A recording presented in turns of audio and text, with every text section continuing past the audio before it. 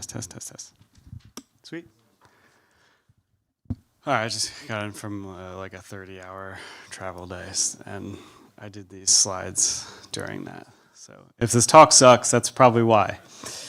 All right, today we're going to talk about launching a rollup and why that is actually the easy part. So Kevin and I work at Optimism, and for today, you all are going to work at a fintech. So think of something like a Revolut or a Plaid or a Venmo or a SoFi or some sort of a neobank or like tech-forward bank. And so the hardest thing I'm going to ask you to do is to remember what it felt like to not know anything about Ethereum or DeFi or L2s or anything like that. And so this is crypto for you. It's a bunch of shitcoins. It's a lot of scams. You don't really know much about Ethereum other than you kind of wish you sold it at this point. But to help you get into this role, I had the opportunity to interview about 10 engineers across TradFi, FinTech, and Web3. And just first question in each interview was essentially rate your crypto knowledge from 1 to 5. And on average, the TradFi and FinTech developers rated their knowledge higher than the Web3 crypto developers. So to give you kind of a sense, you are a confident crypto expert and you know everything that you need to know about crypto. So that brings us to our first problem, which is the general knowledge gap. So your understanding of crypto is that everything is like Bitcoin, everything's competing with the dollar. You don't really understand that the real use case of crypto is new financial rails, and you don't understand that stablecoins are the first killer use case of crypto, and that like the dollar is solving a lot and not necessarily attempting to be replaced. You're constantly seeing headlines about scams, and you've read about DeFi, but you don't really understand that it's going to replace the back end of finance, not necessarily the front end. And you don't really understand that in the long term, the average user won't even need to really know that their money is moving on chain. But luckily for you, you know a guy. You've had an engineer on your team who hasn't shut up about Ethereum since like 2017. And you finally give him the time of day to have him explain about Ethereum. And he tells you that replacing your TradFi rails with DeFi will save you a bunch of money. So he starts sending you headlines about how finance is moving on chain, whatever that means. He shows you a bunch of headlines about a bunch of really big TradFi banks that are moving on chain.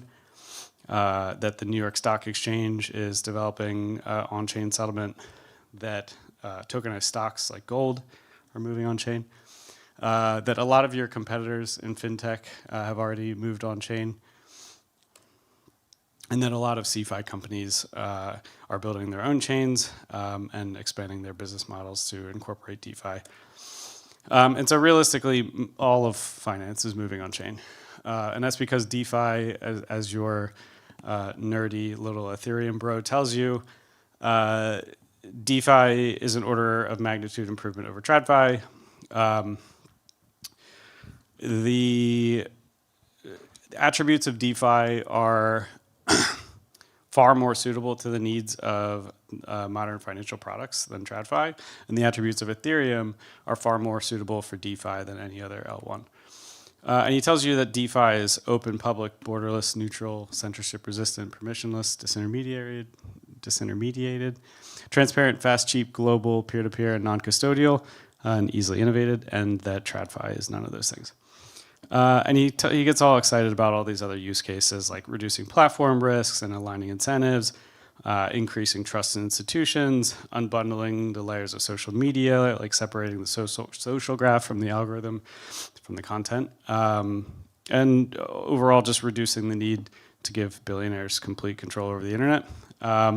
Personally, you don't care about any of this stuff. You're just trying to make that money for your company.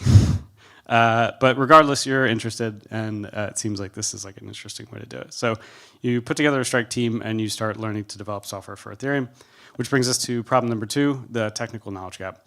So learning how to develop software for the EVM is a lot more than just picking up a language or framework. The code literally carries money and costs thousands of dollars to deploy it.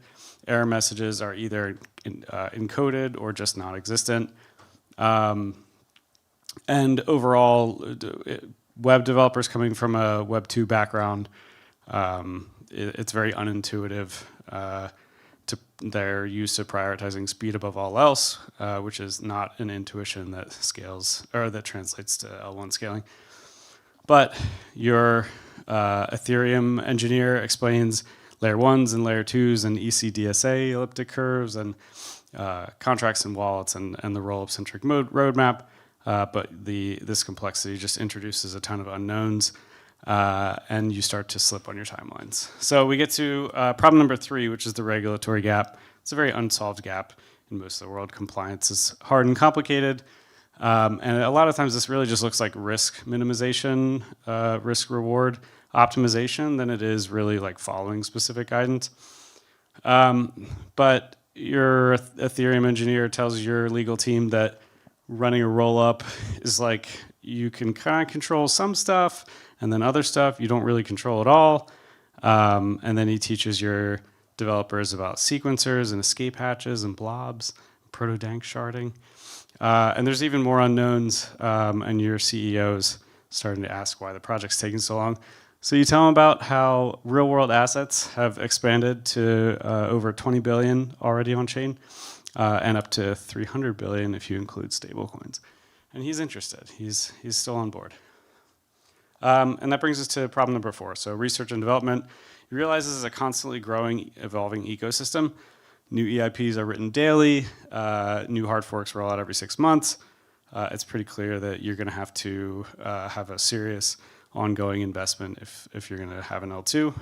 And so team starts out writing optimistic rollups with fault proofs and then switches to ZK rollups with validity proofs because apparently those are cooler. And so just, again, further milestones are missed. Your boss is angry. You explain that subcent instant global transactions of any size are now standard, that stablecoins processed more value last year, 27 trillion, than Visa's entire annual payments volume, and that JP Morgan moves 2 billion daily on Ethereum rails, and the CEO has no idea that this much adoption's already happened behind the scenes. So it brings us to problem number 5, which is stack choice.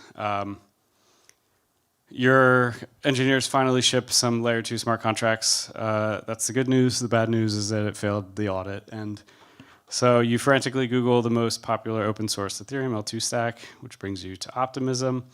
Back in November, the sum of fees generated by dApps and the OP stack chains grew past 852 million. Just a couple random facts. OP stack chains earn up to 3x more profit per dollar on chain than the most successful chains on other L2 stacks. That has 50 plus chains in production, 6.1 billion TVL, 58% of all L2 transactions are on the OP stack, and it encompasses 14% of all transactions in crypto. So we get to problem number 6, which is partnerships. You've finally rolled a OP stack L2, and your Ethereum engineer tells you that that's just the easy part, and that the next thing you need to do is figure out a bunch of peripherals. So you're going to need nodes, RPC providers, sequencer, block explorers, bridges, assets, external wallet support, embedded wallet support, transaction simulators, oracles, indexers, dexes, lending protocols, yield aggregators, market curators, liquidators, risk managers, monitoring compliance. And for all these, there's like half a dozen options. And your legal team is going to have to draft and review bespoke financial contracts with every single one. And your CEO is not happy. So you show him this case study of Coinbase and the way that they launched an L2 and then continued to launch products and services on chain to integrate deeper into DeFi as their TVL continues to grow. A third of Base's TVL today comes from their CFI integrations, and it's expected to contribute to over 50% in under a year. And then in the last year, they scaled to about $2 billion in deposits, earning their users 4 to 6% on stablecoins along the way, which is obviously much higher than any TradFi bank. And these are hyperscalable services. So incremental complexity of additional markets is zero, cost of capital to offer on-chain loans is zero, balance sheet impact is zero, cost to maintain licensing is zero, origination fees is zero, and it's cheaper access to credit than credit cards. So you show them that their on-chain borrow product continues to grow up and to the right, and your CEO chooses to let you to continue the project. So next problem is the economic cost. You're coming to the realization that if you combine the engineers that you needed to hire with EVM skills, the dozen enterprise partnerships and legal fees, with the infrastructure costs alone, which can be $500,000 to $1 million or multi-million, depending on usage, running an L2 is just incredibly expensive, and especially upfront. And so you learn about OP Enterprise, which offers a full spectrum of services depending on your size and use case. So on the first OP mainnet, which lets you start with a proven competitor agnostic public network, and then graduate to your own chain when you're ready. Then self-manage, where you operate the rollup and then we support you. And finally, fully manage, where we take care of the entire chain so that you don't have to. And in the 11th hour, your engineer decides to pull up Actions SDK, where he claims he can recreate the modern fintech DeFi playbook with it. It's an open source TypeScript SDK that lets your users perform on-chain actions like lend, borrow, swap, and pay. It supports embedded wallet providers like Privy, Turnkey, and Dynamic, which gives your users access to wallets tied to their existing email auth accounts. Lets you create smart contract wallets, manage permissions, and configure N of M custody models that work with your legal team. It supports lend providers like Morpho and Aave, so your users can earn yield without even realizing they're on chain. It supports swap providers like Uniswap and Velodrome, so your users can trade between allowed listed assets and markets. It lets you import the most popular assets, so you don't need to hard code a dozen contract addresses across a dozen chains. And it also lets you add your own custom assets. And it additionally supports Ethereum mainnet, OP mainnet, and all OP stack chains. So your users can seamlessly move between assets and markets across chains without them ever needing to know about bridging. And so your Ethereum engineer creates a feature branch which lets your users click a few buttons and move their USD from a TradFi checking account earning 0.1 interest into USDC earning 6% interest in DeFi. It lets you determine which wallets control which funds along the way, choose which DeFi protocols you want to support, which markets, assets, and chains along the way. And so you launch your new DeFi integration. The initial use case of integrating DeFi from an existing chain proves the viability that moving your business on-chain actually makes sense. And then over the next quarter, you can work with the OP Enterprise team to figure out if and when an L2 makes sense for your business. So some additional takeaways from this.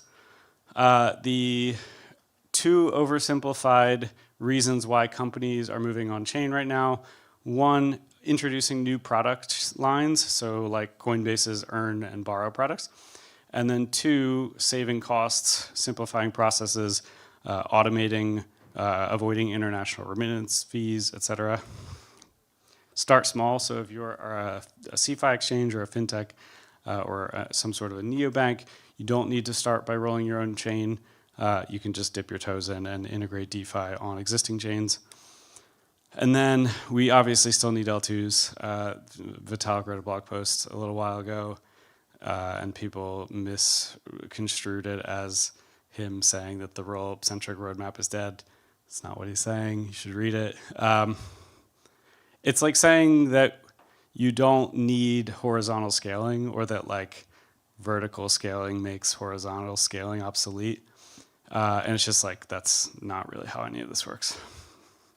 I mean, if there's one big takeaway here, it's that L2s are basically 20 enterprise partnerships and legal agreements under a trench coat, and that the contracts are an implementation detail. And if we want to get to a world where we bring the world on chain, we are going to need to make it as easy as provisioning cloud infrastructure. And OP Enterprise is our particular investment into that future. So we'll help you navigate the problem space, make partnerships, and even help you run the infrastructure. But it's a problem that needs to be solved at every level of the stack, so I hope other teams join us. And then having a composability plan once you do have an L2. So figuring out how your L2 fits in with the rest of the ecosystem, what you can leverage, and then what you can kind of offer back.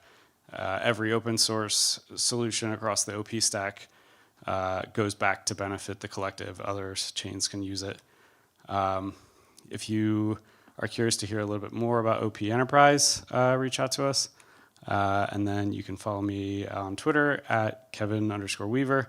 That's my Twitter QR code. I'm working on Actions SDK, so if you want to talk about that, come check it out. And that's it. Any questions?